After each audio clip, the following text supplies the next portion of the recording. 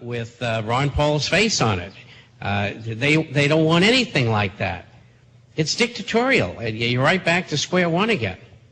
Well, I mean, take Dave & Buster's. For folks that don't have that in their area of the country, it's a big place with 3 or 4 restaurants and whack-a-mole games and foosball and skeet ball and all that stuff. And you can take the kids there and eat dinner and then, go spend a few bucks. But in the old days, you'd get tokens. Now you get a debit card, but you put your $20 bill in and then you get tokens. That'd be like the Secret Service hiding out at Dave & Buster's or an arcade, arresting the arcade owner for giving people tokens for dollars.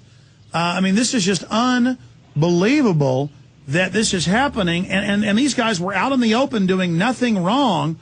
And this coin that I got back at the time for $5, because I let listeners pay for videos with silver coin. It just needs to be denominated, in the amount of the books and videos they buy.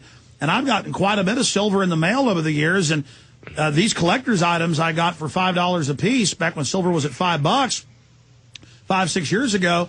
This coin is worth hundreds on eBay. So I guess I did a pretty good thing. But maybe I'll be arrested, Bob, for even having this because I'm in such a free country. Well, that may eventually happen.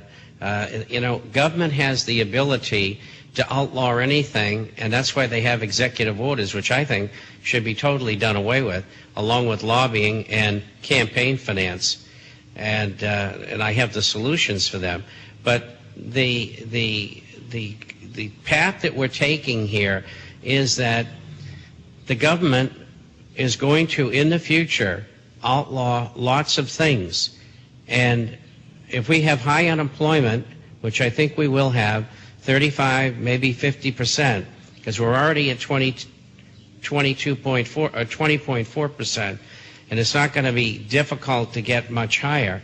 I think the people will finally say, no, we're not going to do that. And that's where the steel will meet the brick, and we're going to find out just how far the government's willing to go. Well, I mean, my grandmother, still alive, great lady, she remembers being a little girl in Dallas, and my grandfather was from Dallas as well, and he remembers his daddy having to go turn in their gold, wink, wink, they didn't turn it all in, $4 back from the Federal Reserve, and then at half price, what the government said, no, gold is worth this much, and then a year later the feds doubled the price of gold and made profits, and private banks were given that money. So I guess if Americans are told today to give their kids to the government, if they told them throw your kids off a cliff, they might do it. We're going to come back and take calls for Bob Chapman, but here's WorldNet Daily reporting on the Baltimore Sun, man arrested for using $2 bill. Folks, $2 bills, even Federal Reserve money. They don't care. They have a hunger to put you in prison. We'll be right back.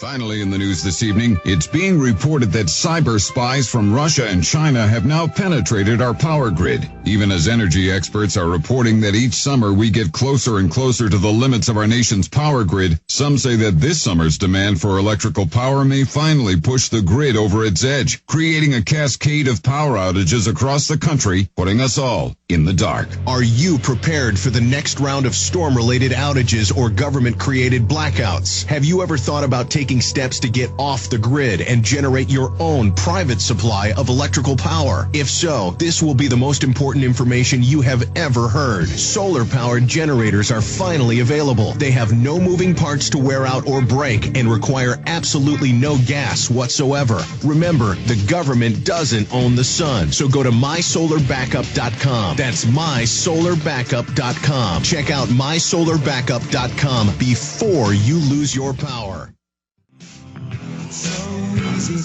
All right, Bob Chapman, let's go to some phone calls here. Bob's going to be with us for 15 minutes in the next hour, so plenty of time to take your calls. If you think it's kooky to not want to drink sodium fluoride in your water, wait till we have a doctor here in studio with us coming up later in the next hour. Todd in Texas, you're on the air with Bob Chapman and Alex Jones. Go ahead. Good day, gentlemen. I am en route to an appointment where I will become a bronze member of the police state control grid. I'm a Texas educator. Alex, can you guess what I'm getting ready to go and do? You're getting ready to go be biometrically scanned? Yes, I am. And let me tell you, it sickens me to the very core of my being, sir. I've been an educator for 10 years. I have literally kept kids from committing suicide, and this is how I'm being repaid. I've contacted my representatives. I've contacted the ACLU. I've contacted the Texas Education Agency, and I didn't realize it, but I really angered the director of fingerprinting and investigations when he said he was just doing his job, and I said that was the defense they used at Nuremberg. So I just thought that, I commemorate this day by calling in and letting you know. Well, I guessed because I know that a lot of educators are having to do it right now to get ready for next year to start, but they lie and say you've got to be vaccinated. You don't. They lie and say you've got to be fingerprinted.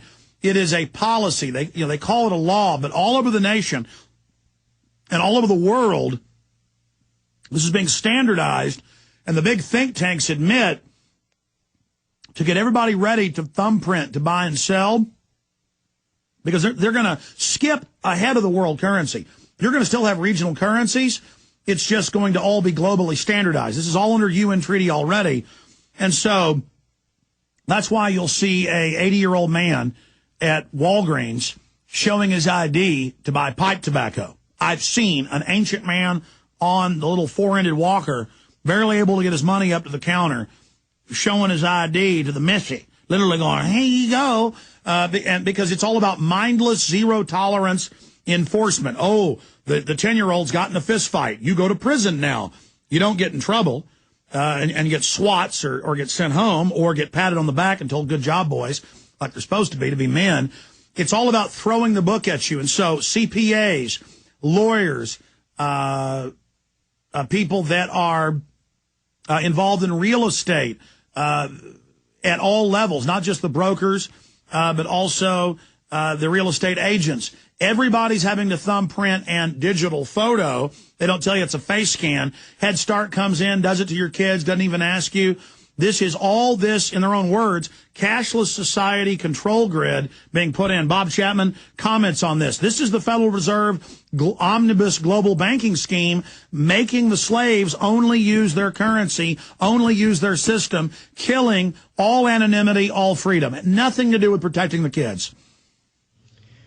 Yes, you're right. And what they ultimately want is a chip or a debit card. And if you say one thing out of the way about government, your debit card doesn't work anymore, and your chip shuts down. And this is where they're headed with all this.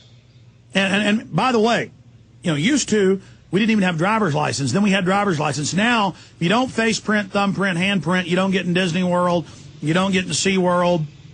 If you don't follow every order we give you, you don't eat, you don't have a job. And now it's guilty until proven innocent. But then the schools will keep the pedophiles working there. This has nothing to do with that either. This is about training Todd that he's a slave. Todd, what do the other teachers think?